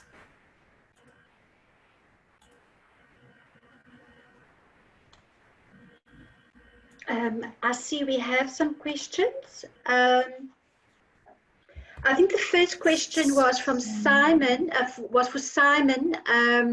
Simon, are you with us? Yes, I am, Miranda. So Anonymous asks...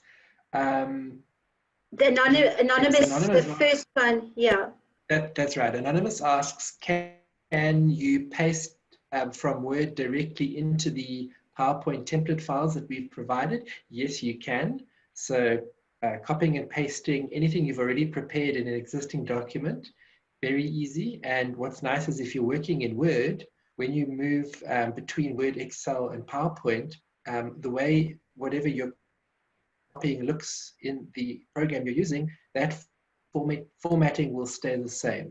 So copying and pasting between Word and PowerPoint will stay the same and is easy to do.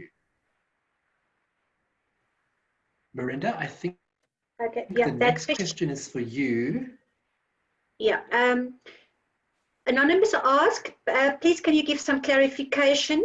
As a category 3 student, are the 5 lessons under point 3, that's folder 3, different lessons to the, it should be 5 lessons under folder 4. Yes, they are different. Anonymous, the lessons, the 5 lessons for folder 3 are single lessons. So any subject, any one of your PGC subjects, any topic, lesson topic, any school term, any grade. The 5 lessons for folder 4 will be 5 continuous lessons that support a theme or a focus area in one of your subjects, but for school term 2, not for any other school term. Right. What you can do, Anonymous, is the PowerPoint will go up onto ECI tomorrow, and there is a slide there that clearly specifies the difference between lessons for folder 3 and lessons for folder 4 for category 3 students. Okay. We've got another question from Harry Blitz for Debbie. Okay, the question is, hi Debbie, you can answer this a bit later, no rush. Are we able to use Google Meet to record our lessons as long as we share the video links, or do you specifically want Zoom or YouTube? I don't think it matters how you record your video. I mean, you could even use your cell phone. Just make sure that it's in portrait mode. But I think it is easier for the assessors to access via a link, because if you are sending huge video files, it's going to use a lot of data and they're going to have to download that. So YouTube is a really good way of mitigating that, and it's quite clean. So you just upload it to YouTube. You can delete them later. You can also make your own Gmail account, like a fake account that you don't use personally. But I do think that, Miranda, am I correct in saying that the YouTube link is the way you want the assessors to access the videos? But look, if they, I'm not very familiar with Google Meet, but for me, what's important is that if the assessor clicks on the link in the lesson plan, that they are immediately able to go into the live presentation. Because if we have problems with that, then we can't assess. I think that's why YouTube is the best option, because especially if it's unlisted, only the assessor will be able to see that video. And they'll be able to see it immediately, and they don't have to navigate through a system that they're not au fait with. Yeah. Okay. Thanks for that one. And then we've got a question from Eleanor. She says, Miranda, please clarify for me. I know now that lessons used for single lesson sessions can't be used in any other module. So you can't use the same assignment for two different modules. But for clarity, if I have a lesson plan and I create activities and assessments, so you add to an existing lesson that you've used for another module, may I use on it? So may I build on it to create a more detailed lesson, or would it be seen as plagiarism? Eleanor, it's quite a difficult question because, okay, let me answer it this way. If you take the same lesson idea or concept for that, let's say you've designed a lesson for business studies, you have to change at least 50% of the lesson in order to submit it for the Teaching Practice 701, right? And so if you change, it can't be a small activity and one little assessment, then it's not going to work. So there should be at least a 50% change in the lesson to be able to then submit it for TP701. Okay. Right, so we have another question, Pepita, question for me. With regards to the lesson plans, we have not received feedback on the ones. That is correct, Pepita, you have not received feedback. The lesson plans have gone for moderation at the moment, and we are working very hard to give you your lesson plans back on Monday afternoon latest. So then you'll see your lesson plans and the feedback on the lesson plans, but I'm also going to give you a general report on the lesson plans, specifically areas that we've noted that students are neglecting or that needs improvement, specifically for the portfolio of evidence. All right. Then we have another question from Anonymous. Good evening. I'm a bit confused on the submission of the POE. Must we submit using the PowerPoint or must we submit with Word documents? I think, Simon, can you address that question for us, please? Yes, we've had that question earlier. So just to remind everyone, if you are working and you've already got the Word document templates that were provided earlier, you can absolutely submit those. Please just make sure that you update your file name to include your student number and your name. But if you have not yet started working on some of these submissions and you want to, please by all means download and make use of the templates that have been provided inside of those folders. And you'll see those templates are PowerPoint templates, and they've been created in a certain format to make it very easy for you to simply insert either other documents or photos or scans of your various portfolio. Okay. Thank you. And then we have Sipukazi that says, how do you show two screens at the same time? In accounting, I want to show the questions, and on the second screen, show the workings. Simon, I'm not sure if you or Debbie want to answer that one. I wonder if you know the Word document. Debbie, remember the other day you showed me the Word document, how to draw on the Word document. I wonder if that might not be a better option for Sibukazi. Yeah, that could work. There's a tutorial on how to draw in Word. So what you could do in Word is type the question at the top of the screen, and then while you present them, you do your working out. I think 2 screens will be a little bit difficult because it'll split your screen in 2, and some people are accessing on their mobile devices and their screens are quite small. So you kind of want to keep your working as big as possible, or your type as big as possible. So yeah, I think, Miranda, that's quite a nice solution. Let me have a think about it, and I'll put something up on the forums in the next day or so for you. Debbie, I see that Sibukazi qualified. She says, with respect to how to use 2 screens at the same time, how to do that on Zoom. Yeah. So that's what I thought, because obviously you're going to be recording yourself. So I think, give me a little bit of time. I'll come up with a solution and create a little video for you and put it up on the OTR site early next week. But I'll also type up something under Zoom in the forums. Oh, thank you very much. Sibukazi, I also would recommend on the training site that you go and look. There is a article or how to use a Word document that you can maybe use for showing how to do certain responses to questions. Maybe that will work for you. Okay, I'm assuming the questions are coming in quite fast. Right, we have another question from Anonymous. Miranda, the mini lessons, so the presentation that you're required to do must be 15 minutes long.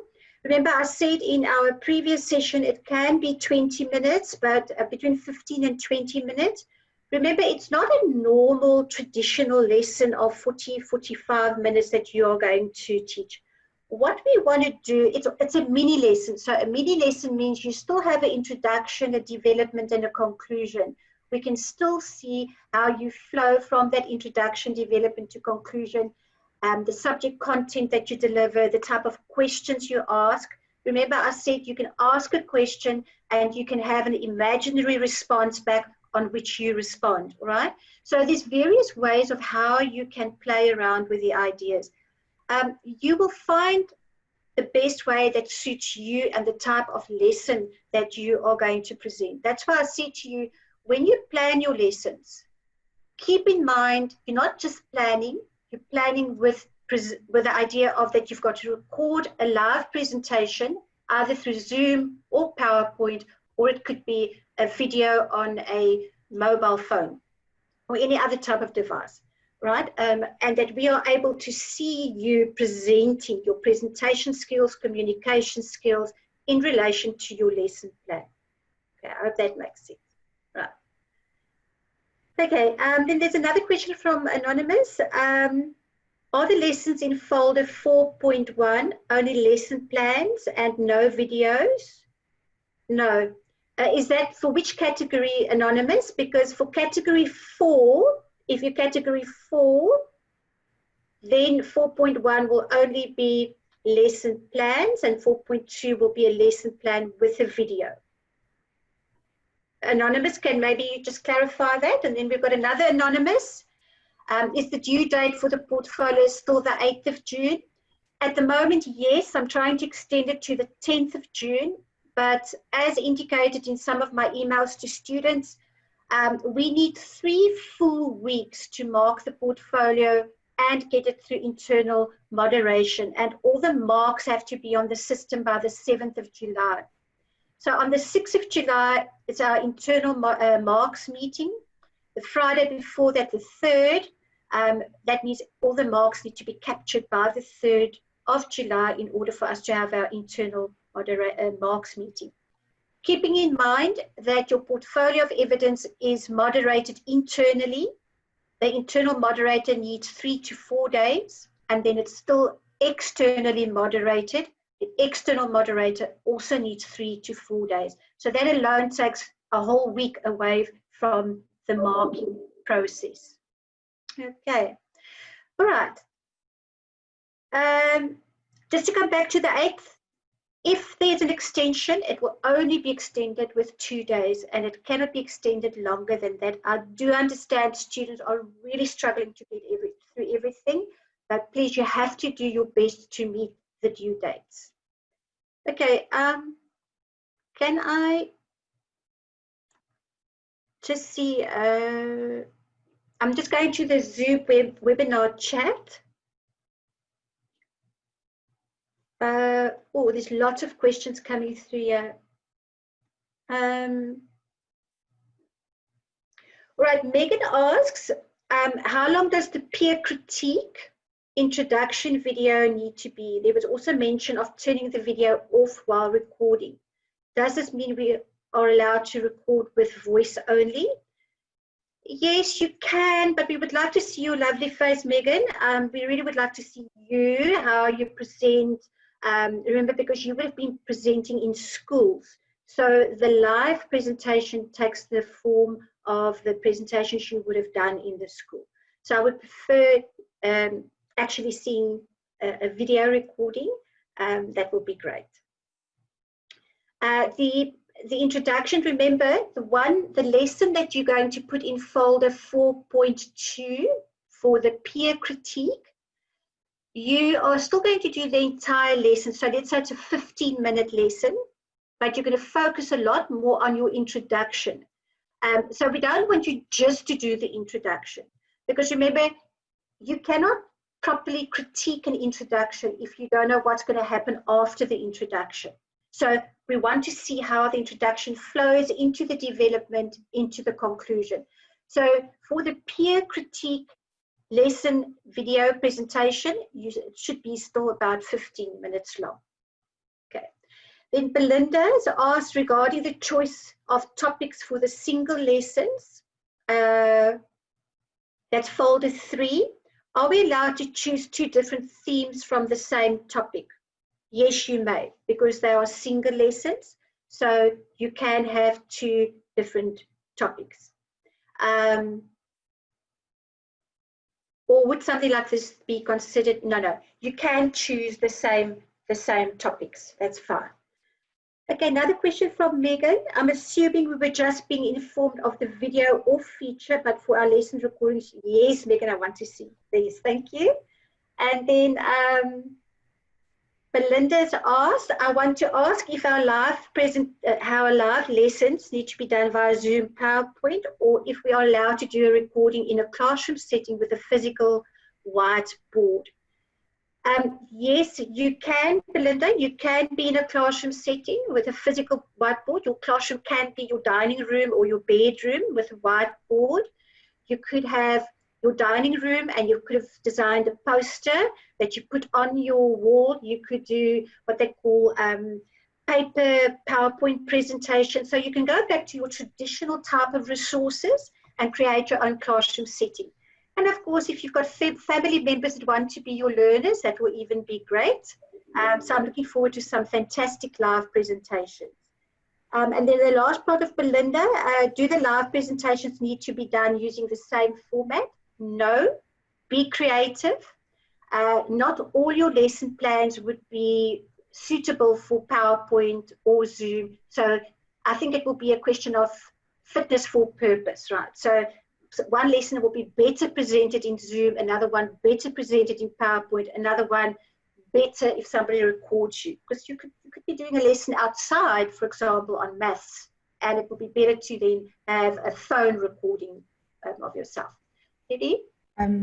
Miranda, I think I just need to clarify that Zoom and PowerPoint are just 2 tools that we're showing you that you can use to create recordings, because we understand that not everybody has a beautiful video camera or like a fancy Zoom camera that you can also video on, or like a whole suite of video editing equipment.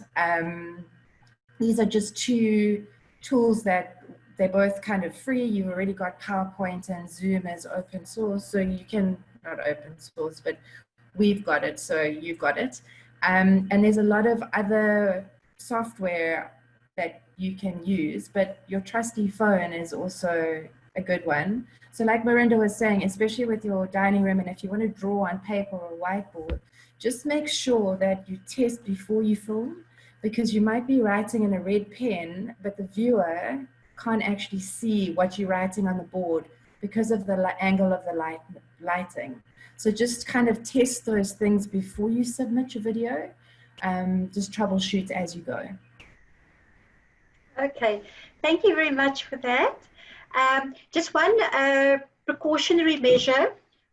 Some of you may be in a school from next week where there are learners. When you do a video recording, you're not allowed to have the faces of the learners in the videos, because if you do have learners, then it means we have to apply for ethical clearance. Okay.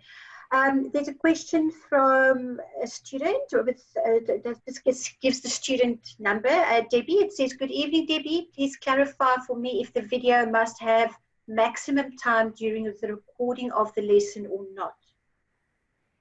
The video must have maximum 20 minutes. So you wanted 15 to 20 minutes of video, right? Because it's a mini lesson. So yeah, 15 to 20 minutes. Yeah, it's 15 to 20 minutes. Yeah. Okay. Megan asks, for folder 1, the admin of the portfolio of evidence, if we have scanned original school documents that have been merged into one PDF, can this be submitted like this? And I think, Simon, the answer is yes. Yes, that's right, Miranda. Okay. Yeah, Megan, my understanding is then you will just upload that PDF document within that PowerPoint template for folder 1 admin. Okay. Then the last question on the chat, the Zoom webinar chat, is from Christopher. Do lesson outcomes have to have all Bloom's levels? No, Christopher, they don't, because it depends on the type of lesson that you are creating. No, they don't have to be. And if there are short lessons, how do we fit in all the lessons? Okay, I've answered that. No.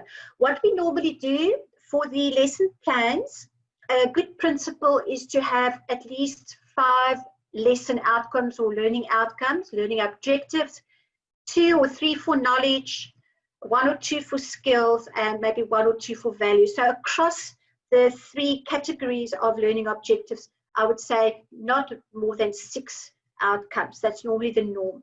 3 outcomes or objectives are not enough, so you should have at least between 4 and 6. But you don't have to cover all the levels of Bloom's taxonomy. It's not possible always in every lesson. Okay. Right. I think there's a question for Pepita live, but let me first go to the other questions. Ismail asks, does the mini lesson have to be a live lesson with imaginary questions and answers, or can we record canned? You can do canned lessons. You can do just what we've discussed. All right. Okay. Okay. Anna asked, Miranda, would you just like to confirm, are the 5 lessons in 4.1, folder 4.1, the informal lessons? Yes, Anna, if you are a practicing teacher, or if you are in category 4, which means you've completed your teaching practice, then folder 4.1 would actually be the 6 informal lessons. There should be 6 informal, 4.1 will be 5, and then 4.2 will be the extra lesson, which will make 6. There will be no mentor assessments there, just the lesson plan. And you would have done a detailed self-reflection because you would have taught the lesson in the classroom or online. And then any other additional material to support your lesson plan. Would the lesson that needs to be recorded be one of those? Preferably, but not necessarily. What you can do is if you select the lesson for folder 4.2, so that is your lesson for the peer critique, from your formal lessons from folder 3. You can do that, but then what you're going to have to do is then folder 4.1 will then have to consist of 6 informal lessons and not 5, because folder 4 should have then 6 lessons, and then you draw the lesson from your formal assessments into folder 4.2. I hope that's a mouthful. Okay, right, we've got one more question, Pepita. You said, would you like to ask your question live? Simon, I'm not sure if you can help with this question. Sure. Pepita, hi, you raised your hand. If you'd like to ask your question live, all you need to do is unmute your microphone.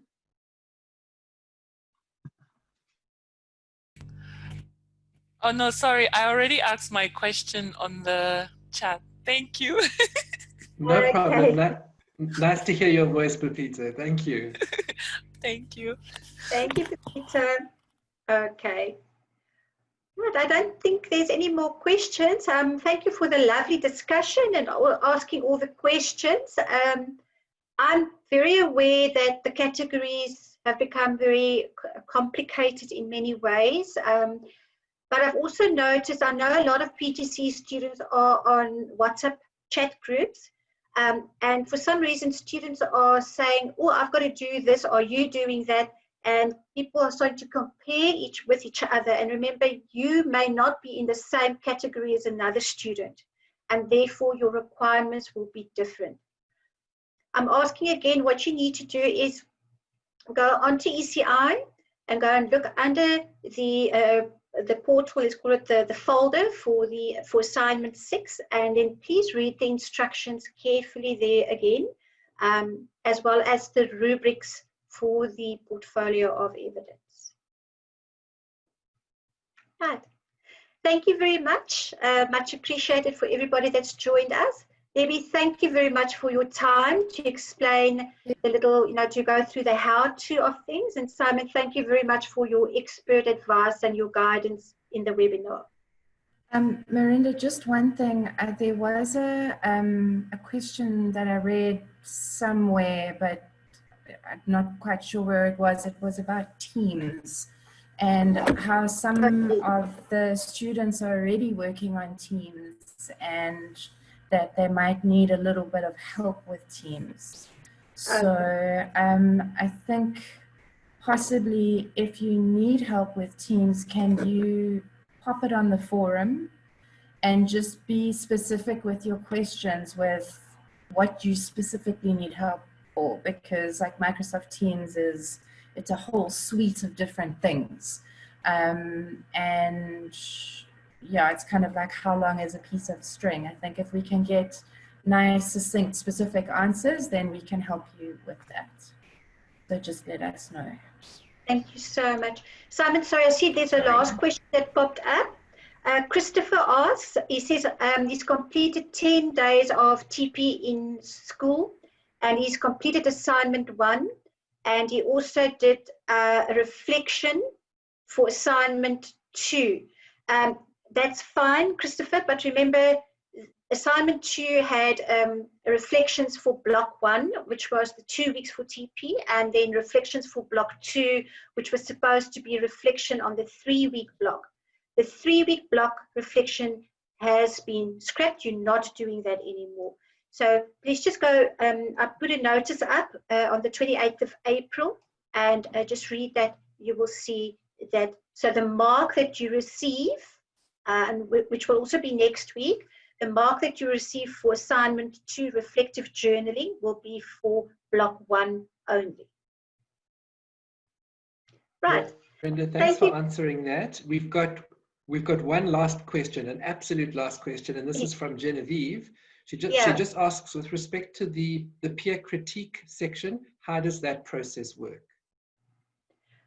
Okay, Debbie, what we're going to do is once you've submitted your portfolio of evidence, which is either the 8th of June or the 10th of June, Natalie and myself and some of the TP staff will then go into each person's portfolio. Okay, so what I will do is I'll go into your portfolio, and then I will download your lesson plan, because remember, the link to your recording is within the lesson plan.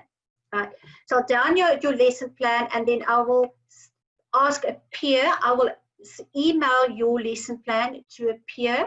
The peer will complete the peer critique feedback form.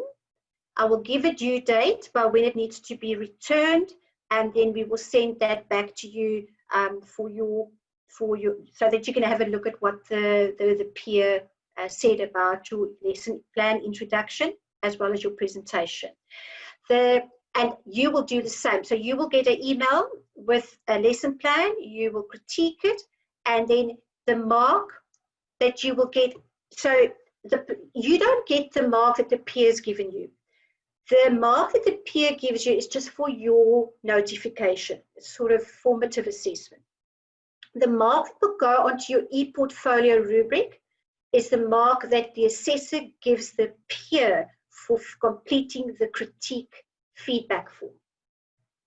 Okay, so just go have a look at the critique feedback form, and you will see what the peer reviewer needs to complete, and it is that part that gets a mark out of 24, and that mark will then be put onto the e-portfolio rubric.